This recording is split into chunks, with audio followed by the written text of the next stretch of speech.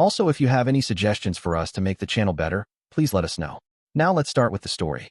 I discovered that my wife had a child with her brother-in-law. At first, I didn't want to believe it. The idea sounded so twisted, so far removed from anything I thought could ever happen in my life. But it was real. Caroline, my wife, did it for her sister, at least that's what she claimed. Jasmine and Edward had been struggling to conceive, and Caroline, in some deranged act of love or loyalty, decided she could be the solution. When she asked me to sign the birth certificate as the father, I stared at her like she'd grown two heads. You want me to what? I remember asking her, my voice completely flat. Vincent, please, she said quietly, her eyes wide, hands shaking. You don't understand. Jasmine needed this. She and Edward. And you thought this was the way. I snapped. Caroline, are you even hearing yourself? You slept with your sister's husband. She tried to cry, tried to make it look like she was the victim in all of it. It wasn't like that. We did it for Jasmine. It was a one-time thing, just to help her become a mother. I told her no. I told her I wasn't going to lie for her. I wasn't going to sign anything, and most importantly, I wasn't going to stay. I revealed everything, in front of everyone. At the next family gathering, I didn't wait for the right time or a private moment. I just said it. Now, 2 years later, she's begging me for help again. Not for herself, but for the child. But it all started at what was supposed to be a chill family barbecue. We were celebrating my father-in-law's 60th birthday. Nothing seemed out of the ordinary. There was way too much food, multiple conversations happening all at once, some forced laughs here and there, and Edward going on and on about his new fishing boat while he worked the grill. I couldn't have imagined that this night would be the beginning of the end of my marriage. Jasmine had organized the get-together at her place. Honestly, I was looking forward to it. It had been a few months since the whole family had been in one place, and for once, I was feeling good about spending a relaxed evening surrounded by familiar faces. But now, looking back, I see the signs. There were little signals between Caroline and Edward that I completely missed at the time. Things that should have raised questions, but didn't. Her laughing a bit too hard at his lame jokes. The way they just happened to end up in the kitchen together for more beers. How Edward would brush past her shoulder as he walked behind her chair, always lightly, always casually. None of it seemed suspicious in the moment. If anything, it felt like I was imagining it. During dinner, the conversation turned toward Jasmine and Edward's struggle with infertility. Everyone already knew about it. They'd been trying for years, and it wasn't a secret that they'd poured a small fortune into IVF and other treatments. Jasmine was 34 and constantly talked about how she felt the ticking clock, the pressure, the fear that it might never happen. Caroline made a comment that, back then, I thought was just her being sympathetic. It's so unfair, she said, sipping her wine and glancing toward Jasmine, that couples who really love each other can't have kids, while other people pop them out without even trying. Jasmine let out a brittle laugh and nodded. Yeah, no kidding. At the time, I didn't think much of it. I just chalked it up to Caroline trying to be supportive. But now I know better. She wasn't just making a statement. She was testing the waters, feeling out how far she could go with this twisted plan. One she had already started putting in motion. The real wake-up call didn't come at the barbecue. It came a few days later. My laptop was in the shop, and I desperately needed to finish a presentation for a client. Since Caroline was in the shower, and I couldn't wait any longer to send the presentation, I used her laptop. She'd left it open on the kitchen counter. The screen was still lit when I walked by. No password prompt, no screensaver, just an email sitting right there. Subject line, confirmed fertile window this Thursday. I paused. The sender wasn't a clinic or a doctor. It was a Gmail address I didn't recognize. Something about it immediately twisted in my gut. My hands got cold. My chest tightened. I don't know what I was expecting. Maybe something innocent. But I clicked it. It wasn't innocent. I started digging, went straight into her inbox, then the sent folder, then the archives. What I found made me physically ill. Dozens of emails. Not just between Caroline and anyone. Between Caroline and Edward. They weren't talking about family barbecues or planning birthday gifts for Jasmine. These were coordinated messages. Precise, calculated, clinical. Discussions about meeting up, when, where, for how long. Conversations about her cycle, ovulation windows, what days gave them the best shot. It wasn't emotional. It wasn't romantic. It was mechanical. Efficient. Like they were trying to breed a show dog. The most disgusting part? They talked about me. And about Jasmine. Like we were just props in their plan. Just obstacles. He won't suspect a thing if we're careful. Jasmine has her book club on Thursdays. That's our best shot. I read those lines again and again. That's when it hit me. They weren't even going to tell Jasmine the truth. They wanted her to think this child came from some generous, selfless act between me and Caroline. That I'd volunteered. That Caroline was just being the noble sister. But no, Edward would have a child with my wife. And I'd be the idiot, the legal father, signing papers, paying bills, going to PDA meetings, while they sat back thinking they'd pulled off the perfect scam. I wanted to scream. I wanted to punch a hole through the wall. But I didn't. Instead, I screenshotted everything. Every last message, every exchange, every date, every crude joke and heartless remark. I saved them all. Then I closed the laptop. I sat in that kitchen for 2 hours, staring at nothing, just trying to breathe, trying to process what kind of betrayal I had just uncovered. A lot of guys would have exploded. They'd have confronted her in the hallway, screamed, flipped tables, made a scene. Not me. I'm different. I plan. I think. I wait. That same night, Caroline got back from what she claimed was a girls' night out. I knew the truth. She'd met up with Edward again. Probably their latest try. I wanted to spit in her face. Instead, I smiled. I cooked dinner. We chatted about nothing. She laughed at a dumb meme on her phone. We watched TV. I observed. She had no idea her world was about to collapse. The next morning, she said she had a work meeting. Kissed me goodbye. Said she'd be back in a couple of hours. As soon as she left, I grabbed my phone and made the first call. My brother, David. He runs a successful construction company, knows money, contracts, and how to keep things clean. He's always been sharper than me with finances. And above all, he's loyal. Brutally loyal. When he picked up, I didn't waste time. I need you to put my contracting business in your name for a bit, I said. David didn't hesitate. His voice was calm, steady. What did Caroline do? I laid it all out for David. Every disgusting detail. I didn't sugarcoat anything. I told him about the emails, the so-called fertile window, the secret plans, the deception. I told him about Edward, about Caroline, about how they used me as part of their little scheme like I was some gullible fool who'd never find out. There was a long pause on the other end of the line. Then David exhaled sharply. Hey man, that's messed up. Even for her. Another beat of silence. Then his voice got sharp, decisive. Bring the papers over. We'll get it done today. And that's exactly what we did. By noon, I was no longer the legal owner of my own company, on paper anyway. I became just another employee of David's construction and restoration. We drew up the contracts. Notarized. Filed. All of it above board. This way, when the divorce hit, and I knew it was coming, Caroline couldn't try to take half of what I'd built. She didn't even know what the company was worth. She never asked. Never cared. After that, I moved on to the rest of our assets. We had a joint account, just under $47,000 in it. Every penny earned from me working 60-hour weeks, doing side jobs on weekends, scraping together enough to give us some stability. She had her graphic design gigs, sure, but it was my sweat funding most of our life. So, I did what any smart man would do. I started making withdrawals, with business justifications. All of it documented. $3,000 for new equipment, $5,000 for inventory, $2,500 for truck maintenance. All fully legal, all logged in the books. The money didn't disappear, it just moved. Into the business account. The one now under David's name. I made advance payments too. 6 months of business insurance. A full year of permits and licenses. Paid 8 months of workshop rent ahead of time. Every dollar accounted for. Caroline never paid attention to any of it. The boring financial stuff? That was my job. She focused on her freelance clients, her sketches, and left the rest to me. She didn't know what we had, where it was, or how fast it was disappearing from her reach. As for the house, I wasn't even worried. I bought that place 2 years before we got married, with my own savings. The deed was in my name. The mortgage was in my name. Caroline never contributed a dime to it. She just moved in after the wedding, decorated a few shelves, and called it home. Legally, though, it was mine. Plain and simple. While I was locking everything down, I started collecting more evidence. I didn't need a private investigator. I had everything I needed at my fingertips. I still had access to her emails. I knew her routine. I knew when she said she was helping Jasmine, she was really sneaking off to meet Edward. So I followed her. Quietly. Discreetly. If she said she was heading to Jasmine's, I'd take a detour by the fertility clinic. One afternoon, I saw her car parked right there in the lot. I snapped a photo with the timestamp. Documented it. I started building a file. Dates, times, locations. David helped too, without even being asked. One afternoon, he texted me.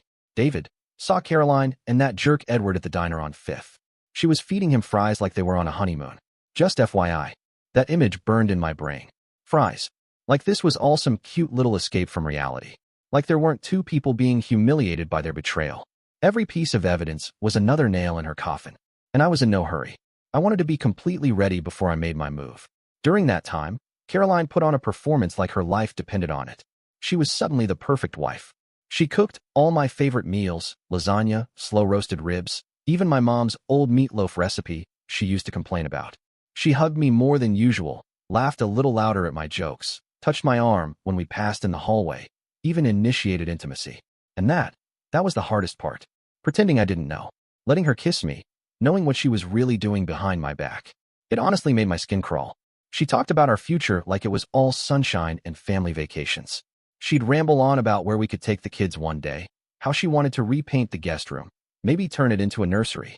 Meanwhile, she was actively carrying on with her sister's husband and plotting to bring his child into the world. I stayed quiet. I watched. I kept arranging the pieces for her downfall. Then she started dropping hints. Subtle at first, but they got more obvious. One evening, we were curled up on the couch watching some dumb rom-com she picked, and she looked over at me with that fake soft smile. "Don't you think we should start trying?" she asked, curling her legs under her and resting her head on my shoulder. I turned to her and smiled like it meant something. "Maybe," I said. But inside, I already knew. She was probably already pregnant with his child. And this was her alibi in the making, her attempt to tie the timeline to me instead of Edward. The hardest part, though, wasn't pretending with Caroline. It was facing Jasmine and Edward. A few weeks after I found the emails, we had dinner at their place. I sat at their table, across from Edward, watching him dig into mashed potatoes like nothing was wrong. He went on and on about how miserable things were at his job. "I swear," he groaned, "if my boss gives me one more last-minute shift, I'm gonna lose it." I nodded, held my glass steady. "Sounds rough," I said flatly. All the while, I wanted to reach across the table and smash his face into his plate. Jasmine was there too, clueless as ever, full of soft smiles and sadness. She talked about her latest disappointment with another failed fertility treatment. "We've just tried everything," she said, her voice cracking. "I don't know how much more of this I can take." She was staring into her wine glass, not really looking at either of us. And all I could think was, her husband was trying with her sister, right under her nose. I didn't say a word. I knew the moment I exposed everything had to be precise. It had to be devastating. Not just the truth, but the timing of it. The more shocking, the more destructive, the better. About 4 weeks after discovering the affair, Caroline started showing the usual signs. Morning sickness, fatigue, weird cravings. She started complaining about smells, wanted salty chips at 10 in the morning, fell asleep on the couch in the middle of the day. Then one afternoon, she came up to me, pale and a little shaky. "I think I might be pregnant," she whispered. "But I don't want to get excited yet. It's early." I smiled, wrapped an arm around her shoulders. "That's amazing," I said. "Let's wait and see." 2 weeks later, she confirmed what I already knew. She came into the kitchen crying, shaking with fake emotion, holding a pregnancy test in her hand. "It's real," she said. "I can't believe it. It happened so fast. It's a miracle, Vincent." She said it like she hadn't been screwing Edward for months, tracking her ovulation with him, planning every move. I hugged her. I nodded. I said all the right things. I even popped open a bottle of champagne and toasted her and the baby. I raised my glass and smiled. Inside, I was already calculating. I was thinking about timelines, about DNA tests, about how many more days I'd play along before I pulled the pin on the grenade. I called David that night, told him the good news. His response was cold, sharp, and exactly what I needed. "Congrats on your wife's pregnancy with another man's kid," he said. "I'll get you a t-shirt that says, 'Uncle to some other dude's baby.'" Then came the family dinner, the one Caroline planned like it was a movie scene. She had it all staged. The lighting, the seating, the moment. Halfway through dinner, she stood up, beaming, and tapped her glass with a spoon. "I just wanted to share some wonderful news with everyone," she said, glowing like she'd just won a prize. "Vincent and I are expecting." Jasmine burst into tears. But they weren't happy tears. She had just had another failed treatment, and now had to sit there and smile while her younger sister got pregnant accidentally. Edward looked thrilled. A little too thrilled. Like a damn good actor who'd nailed his scene on the first take. He smiled, raised his glass, gave Caroline a congratulatory hug that lingered just a second too long. Caroline, all misty-eyed, said something that nearly made me choke. "Maybe it's fate," she whispered, hand on her stomach. "Maybe this baby will help bring our families closer. I really hope Jasmine and Edward will be a big part of this child's life."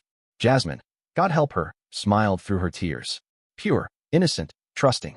"Oh, of course," she said softly, wiping her cheek. "Whatever you need. I'll be there. Always." What she didn't know, what none of them knew, was that Caroline had every intention of handing over the baby to Jasmine after it was born. A neat little poison gift. Her sister, raising her husband's child, believing it was just her nephew. Like Caroline was doing her a favor. Like this wasn't the most twisted betrayal imaginable. In the weeks that followed, Caroline doubled down on her bonding campaign with Jasmine. She invited her to fake doctor's appointments. Let her place her hand on her belly to feel the baby kick. Isn't it amazing? She cooed. He's going to be so lucky to have an aunt like you. I watched Jasmine's face light up every time. She was getting attached, already daydreaming about lullabies and bedtime stories, completely unaware the child growing inside Caroline wasn't her nephew, but her husband's son. Caroline even floated the idea, casually one evening, while stirring a pot of soup. I think we should ask Jasmine and Edward to be the godparents, she said. I looked up from the kitchen table, my expression blank. Yeah, I said slowly. That'd make sense. Godparents. What a neat little transition into guardianship, right? Another step in her strategy to normalize the handoff, to make the betrayal look like a blessing. Watching Caroline glow with excitement while Jasmine wiped tears from her eyes, it was unbearable. Every second of it made my blood boil. But I kept it together. I kept telling myself, let her dig her own grave. Meanwhile, I continued doing what I needed to do, quietly protecting what was mine. By then, I had moved nearly $38,000 out of Caroline's reach, all through legitimate business expenses and prepaid costs. Only $9,000 remained in our joint account, enough to keep things looking normal, not enough to matter when the storm hit.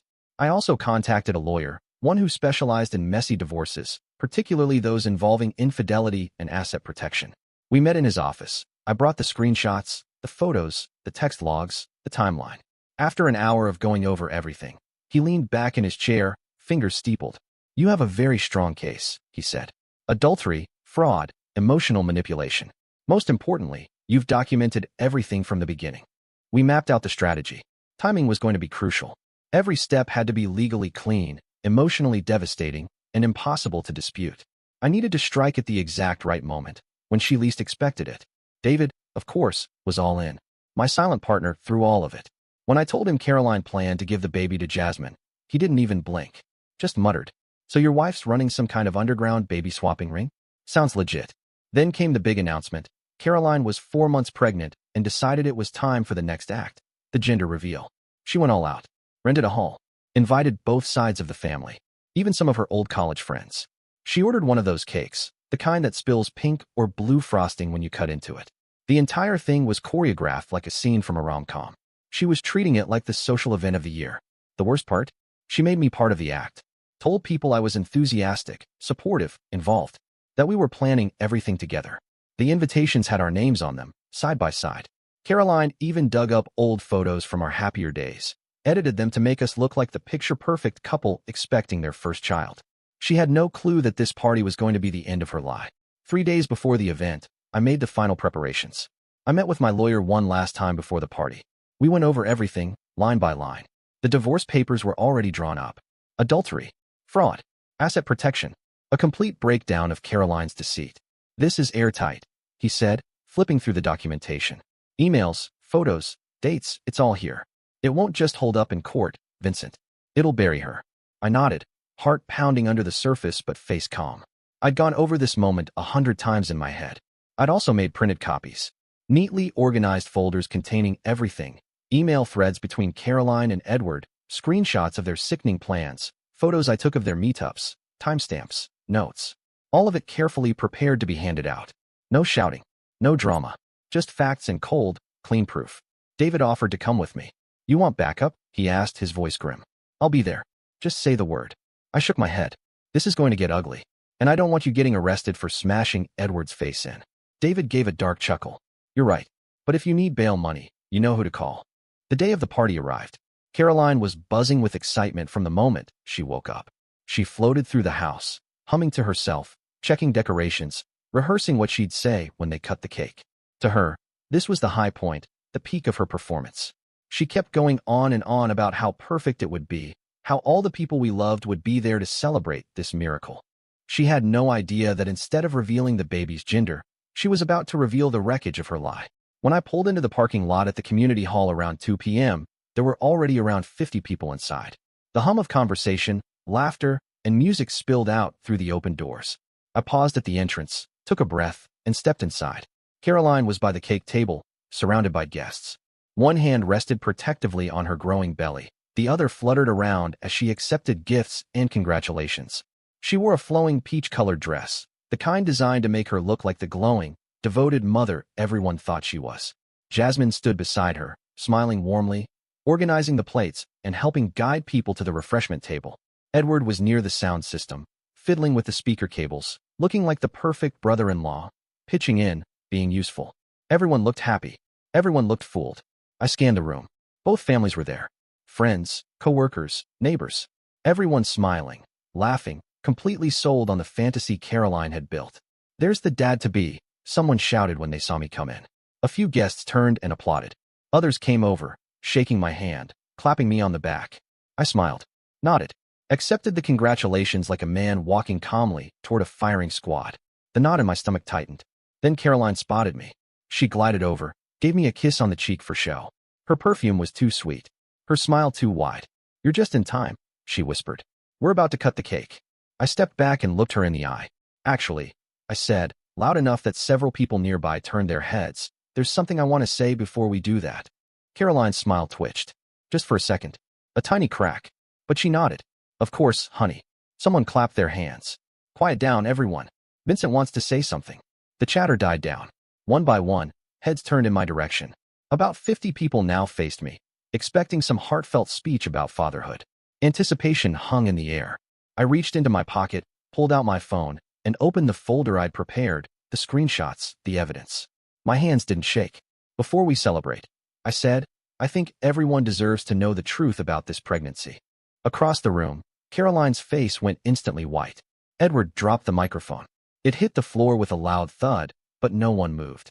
The silence that followed was heavier than anything I'd ever felt. I looked around the room, straight into the eyes of people who had just been clapping for me, celebrating this miracle pregnancy. "For months ago," I said slowly, holding up my phone so everyone could see the screen, "Caroline began an affair with Edward." Some people gasped. Others just stood there, frozen. This wasn't a one-time mistake. I continued, scrolling through the emails. This was a planned, ongoing relationship. With one goal, Caroline getting pregnant. I turned the screen outward, displaying the emails between them. I had the subject lines bolded, the timestamps, the messages about Jasmine's book club schedule, the fertile window. I didn't need to explain anything more. The words spoke for themselves. The silence was absolute. No music, no chatter, just the sound of people breathing, watching, processing. "The baby we're supposed to be celebrating today," I said, my voice firm calm. "It's not mine. It's Edward's." And Caroline's plan, her brilliant plan, was to let Jasmine raise her husband's biological child, thinking it was a generous gift from her sister. That's when Caroline snapped.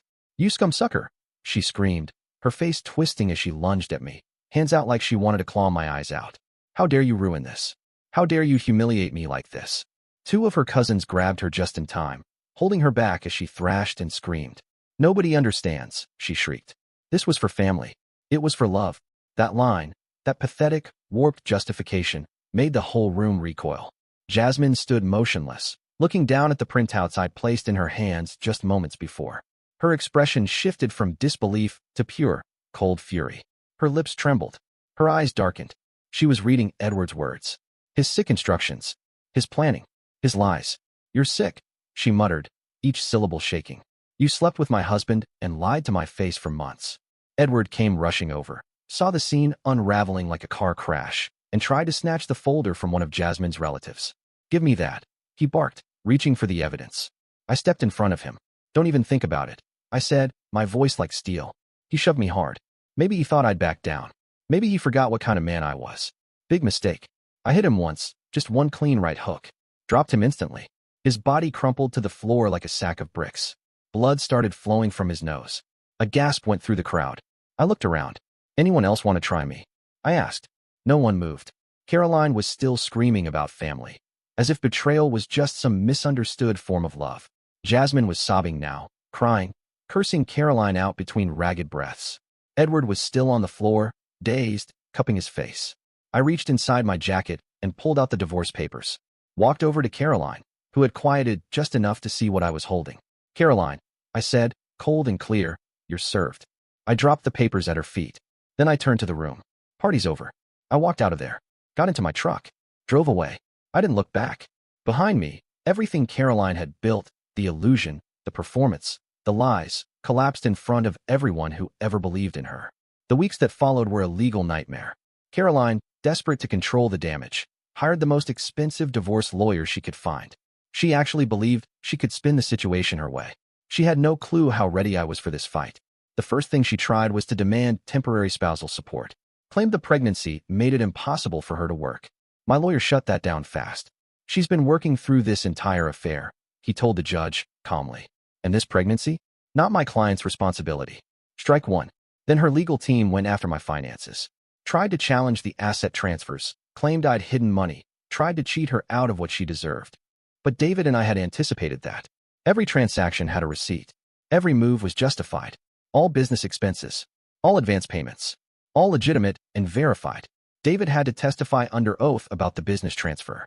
Caroline's lawyer tried to paint it as shady, as some sneaky attempt to hide assets, but David didn't flinch. I'm not the one who tricked her own sister and tried to pass off her brother-in-law's kid as my brother's, David snapped. The transfer was legit. Your client is not. That shut the courtroom up for a good 10 seconds. Meanwhile, the legal discovery process started to peel Caroline open like an onion. She was forced to hand over her phone, her laptop, her emails.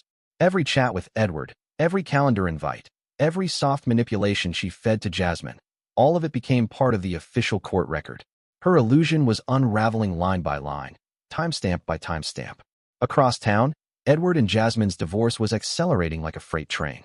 Jasmine had caught him trying to delete files from his shared cloud storage. Her lawyer immediately filed a motion, and the judge granted a preservation order. Edward's devices were locked down, and his own attorney was already waving the white flag. He should just accept whatever terms Jasmine lays out. I overheard one of their mutual friends say, "He's cooked."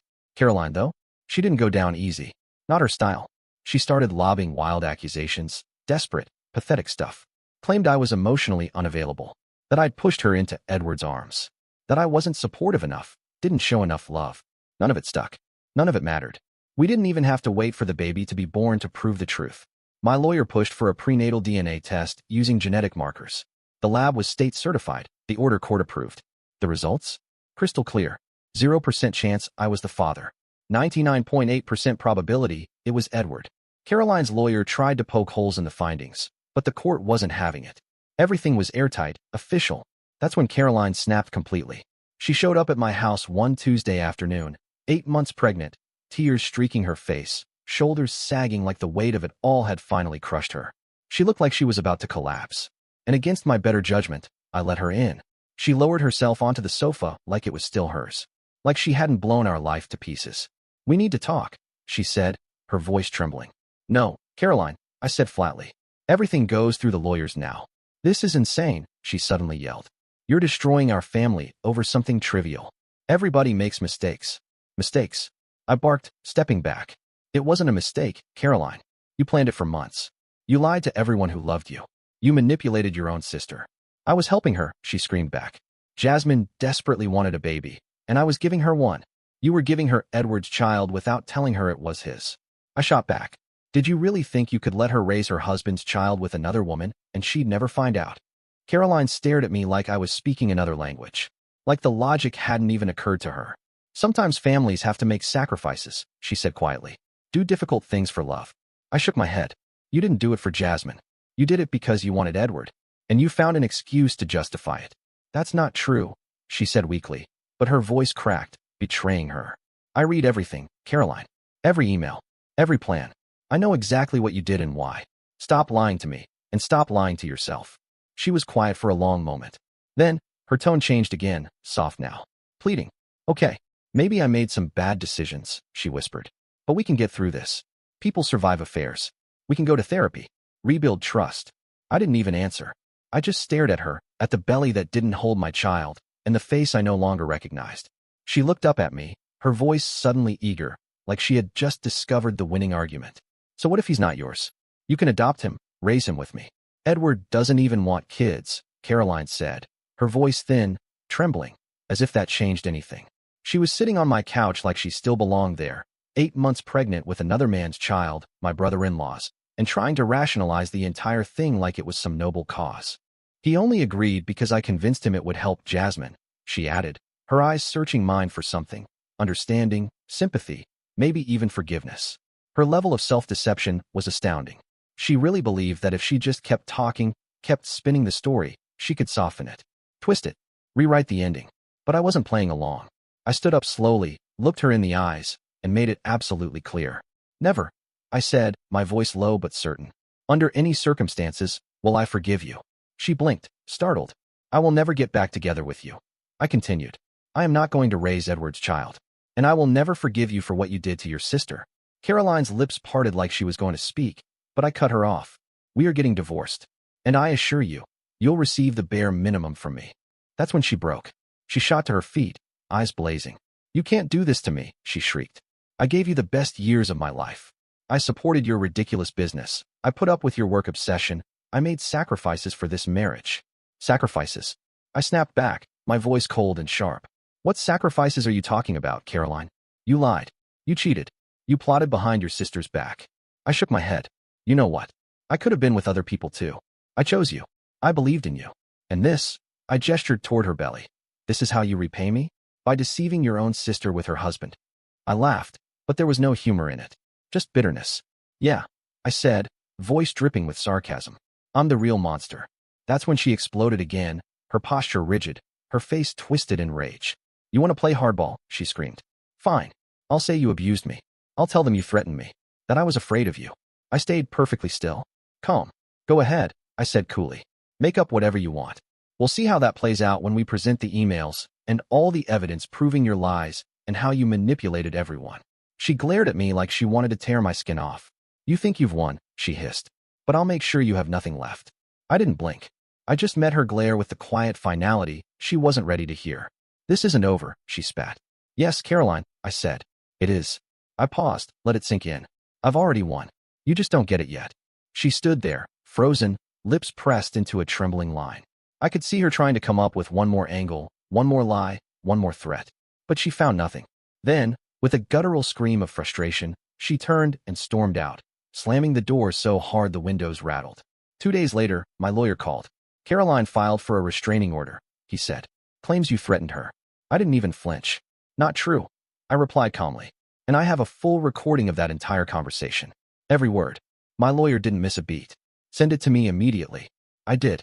Within the week, the restraining order was dismissed. The judge reviewed the recording and didn't just throw the case out. He issued a warning to Caroline's legal team. Filing false accusations could lead to sanctions. That was the moment Caroline finally understood she'd lost everything. Her parents, devout, traditional, church-going people, weren't just disappointed. They were furious. They had always raised their daughters on principles, loyalty, truth, family. When they found out about the betrayal, and especially the plan to deceive Jasmine about the baby's paternity, they cut her off completely. Her mother called her a disgrace to the family name. And her father, usually calm, stoic, said, "You are not my daughter until you admit your mistakes and truly repent." Caroline's parents didn't just cut her off emotionally. They offered no financial help either. No soft landings, no reassurances. Just silence.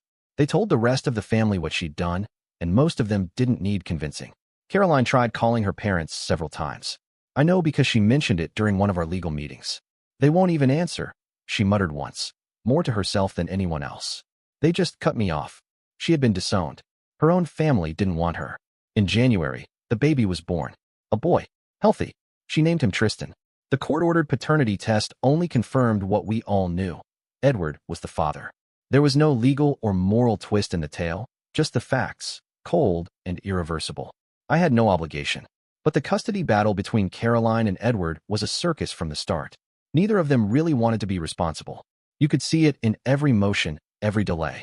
They both had too much pride to walk away and too little sense to step up. Edward, after the scandal, lost his cushy job. Turns out, he'd used company resources to facilitate his little romantic outings with Caroline. Hotels, transportation, even a company laptop to email her from his work account. His employer didn't just fire him. They voided his severance and reported him for breach of contract. Last I heard, he was working a construction job for half of what he used to make, dragging steel and hammering nails in the winter cold. Caroline wasn't doing much better. Her freelance graphic design gigs barely covered rent and groceries. She'd picked up some state assistance, but refused to admit publicly that she needed help. Jasmine, understandably, wanted nothing to do with Tristan. For her, he was a breathing reminder of the deepest betrayal of her life, a child born not out of love, but deception. A twisted legacy of everything she'd been lied to about. Our divorce was finalized in March. The outcome, better than I could have hoped. Since I had bought the house years before Caroline and I even met, she had no legal claim to it. She tried to fight that, but the documentation was crystal clear. The judge barely blinked. In the end, Caroline walked away with her personal belongings, a nearly paid-off car, and just over $6,000, the leftovers from our joint account after I'd covered all my legitimate business expenses. At the final hearing, she tried a last-ditch move. He transferred his business to his brother to hide assets, she declared in court. The judge reviewed the files, David's testimony, the timestamped documentation, every invoice. Everything appears legal and transparent. The judge said, unimpressed. Claim denied. Then she asked for alimony. Claimed that her pregnancy had limited her ability to earn, that I owed her support because she sacrificed so much. My lawyer didn't even hesitate. Your Honor, the child in question is not my client's, he said firmly. And under the grounds of infidelity and fraud, Mrs. Myers has no legal basis for support. The judge nodded. Request denied. I kept the house. David signed the business back to me the very next day, just as we planned. I retained most of our shared assets. Caroline got just enough to float a few months. After that, she was on her own. But the thing that hit her hardest wasn't the money. It was her reputation. Once word of the affair and the baby swap plan got out, her career nosedived. Clients stopped calling. Her inbox dried up. Agencies ghosted her. Some of her closest friends turned their backs. Others didn't even fight. They just faded out, quietly deleting her from group chats and unfollowing her socials. Edward, for his part, was now unemployed and disgraced. The company he'd worked for confirmed he'd misused travel reimbursements and email servers during his affair with Caroline. He had to return equipment and reimburse some costs, then moved back in with his parents at 38. Jasmine, though, she thrived. She cut Caroline and Edward off completely. No calls, no closure, just silence. She started dating someone new, got a promotion at work, and finally, looked happy. Caroline tried to reach out to extended family, but the story had already made its rounds. Even her cousins wanted nothing to do with her. And her parents? They stood by their decision. No forgiveness. No reconciliation. You are not our daughter, her father had told her, until you admit your mistakes and truly repented. As for me, my life, in contrast, improved in every way. The business David and I now officially co-owned was booming, far beyond anything I had envisioned back when I started it alone. We had more clients than we could handle, expanded our crew, and even upgraded our equipment. It felt good, earned. It was honest, real, and successful. And for the first time in a long time, my personal life didn't feel like a landmine. That's when I met Rita.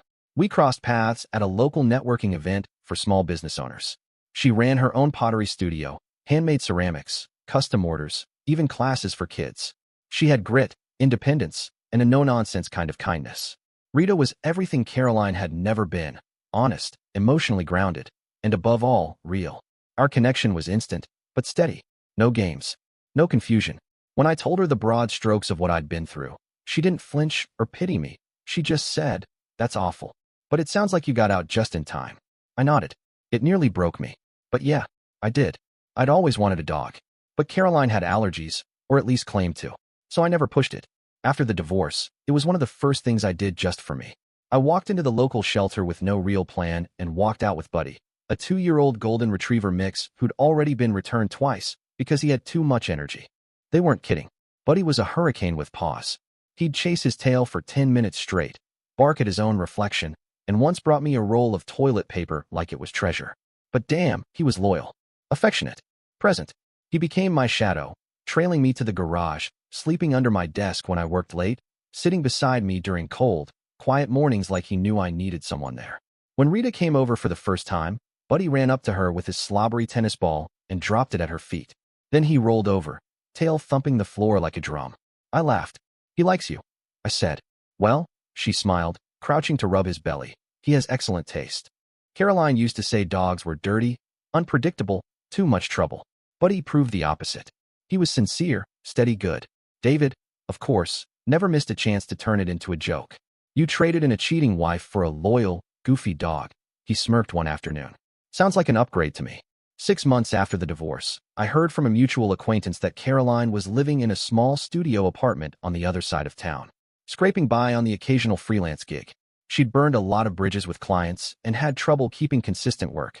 Edward had moved to another state for a job, probably the only one he could still get after the scandal.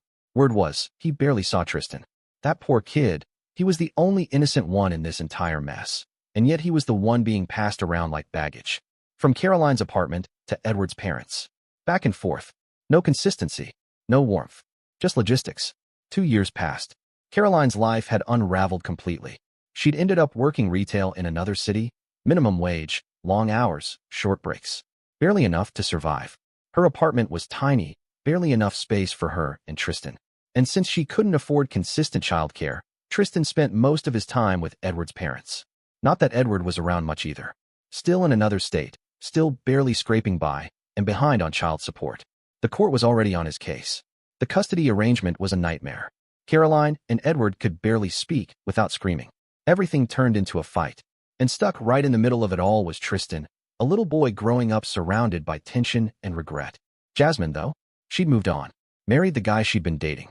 Got promoted. Bought a house in the suburbs. From what I heard, she was finally happy and looking into starting her own family the right way. She made it clear to everyone. Caroline and Edward were out of her life. Permanently. Caroline tried more than once to crawl back into the good graces of the family. Reached out to cousins. Messaged distant aunts. Tried her mother again. But the damage was too deep. Her parents, especially, stood firm. They'd told her what it would take to begin to heal. Truth, repentance, real change. But she hadn't done any of that. So they kept the door closed.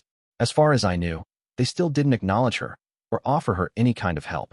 Meanwhile, my life just kept getting better. I got engaged to Rita, something that felt right from the very start.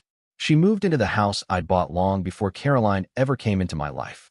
The place that used to carry echoes of arguments and betrayal had been transformed. We turned the spare bedroom into an art studio for Rita, her own space, where she spent hours happily hunched over her potter's wheel, covered in clay, humming to herself while the sun streamed in through the window. Buddy took to her from day one. Watching the two of them together, her tossing his ball in the yard while he clumsily galloped after it, or him curling up at her feet while she worked, it made me sure I'd made the best choice of my life. With Caroline, there had always been complaints. The house was too small, the neighborhood too boring, my work too time-consuming. Rita, in contrast, appreciated everything we were building together. There was no pressure, no manipulation, just partnership. The business was better than ever. David and I had acquired 2 more properties and expanded into custom home builds. We had a waiting list, 3 new full-time hires, and our projects were booked out 1.5 years in advance. Then came last fall, Rita and I got married. We kept it small, intimate, just the people who truly mattered. No drama, no tension, just joy. Buddy was our ring bearer, of course, trotting proudly down the aisle with the rings tied to his collar, tail wagging like a metronome on overdrive. At the reception, he was everybody's favorite guest, wandering between tables, collecting head pats and sneaking bites of food like he was the groom himself. A month after the wedding, I found myself falling into routines I genuinely loved. One of my favorites was Sunday mornings. Coffee on the back deck, Buddy stretched out at my feet, and Rita in the garage studio, already elbows deep in clay.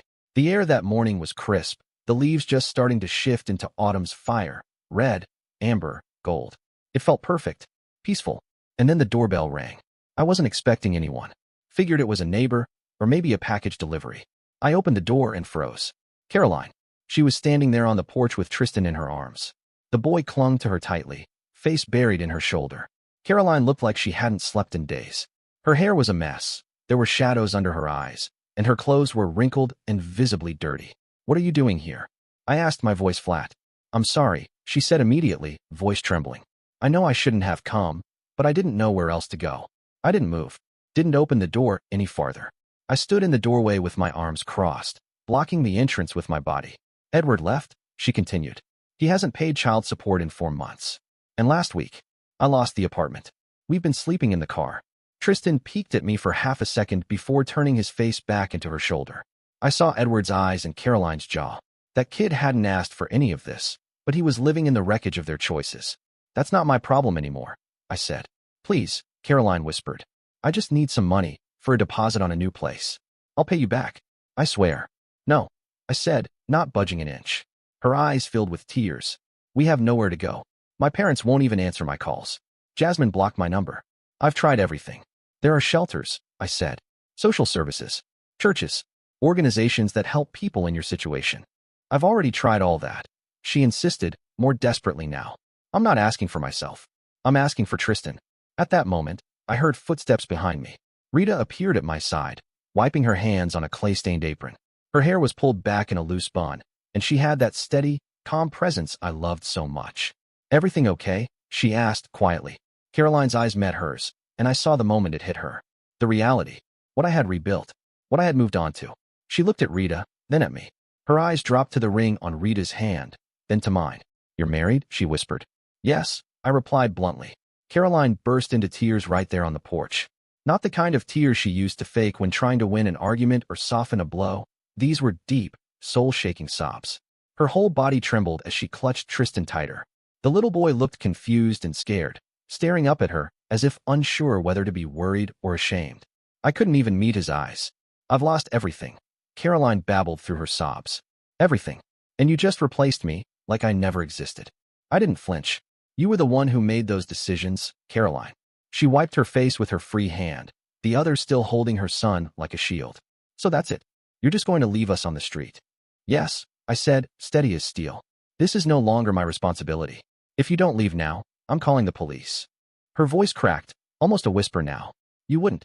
I pulled out my phone and looked at the screen. "You have 30 seconds to get off my property." She stared at me like I'd hit her, but I didn't back down. That was when Rita stepped forward, placing a gentle hand on my arm. "I'll get him some water," she said softly. "Maybe a snack." I nodded once, and Rita slipped inside. That simple gesture, unprompted, compassionate, seemed to crush the last bit of defiance left in Caroline. She sat down on the porch step, still holding Tristan, tears streaming silently now.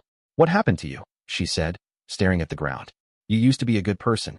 Before I could answer, Rita returned with a small bottle of water, an apple, and a granola bar. She handed them over without saying a word. "Thank you," Caroline whispered to her, the shame and gratitude in her voice tangled together. "You need to leave," I said firmly, "and don't come back." Caroline didn't argue. She rose slowly, exhaustion radiating from her, and carried Tristan to the car, a beat-up old thing that looked like it might stall before making it out of the driveway. So different from the sleek sedan she used to drive when we were married. Tristan turned his head once to look at me before getting in. His eyes held no blame, just a sad curiosity. He didn't deserve any of this, but I wasn't going to be a savior again. Not this time. I stood there for a few seconds after they drove off, watching the car disappear down the road. No anger, no bitterness, just a strange silence inside me. Rita returned to my side, placing her hand gently on my shoulder. "Wanting to make some fresh coffee? We still have some." I nodded. We went into the house together and closed the door behind us. No more words. The silence that remained was peaceful, not uncomfortable. Not anymore. I took a deep breath. It was hard to put into words what I felt at that moment. But it wasn't guilt. It wasn't pride, either. It was clarity. The kind that comes only when you face what was and decide, not just in your mind, but in your soul, not to go back. That afternoon, we went for a walk with Buddy on the trail behind the house, where the woods opened up and the trees dropped their autumn gold at our feet. The leaves crunched beneath us as we walked side by side, Rita's hand brushing mine, Buddy darting between fallen branches and chasing smells only he could understand. For the first time in a long, long time, I felt complete. Not because of everything I had, but because of everything I had learned to let go. Caroline belonged to a chapter one would never reopen. Her story and mine no longer intersected. The wounds she left behind, time was still healing them. But there was space now. Space for the new. For what Rita and I had built from truth. Without masks. Without deceit. And that, despite everything, was worth it. Dear listeners, please share your thoughts in the comments section below and don't forget to like, share, and subscribe.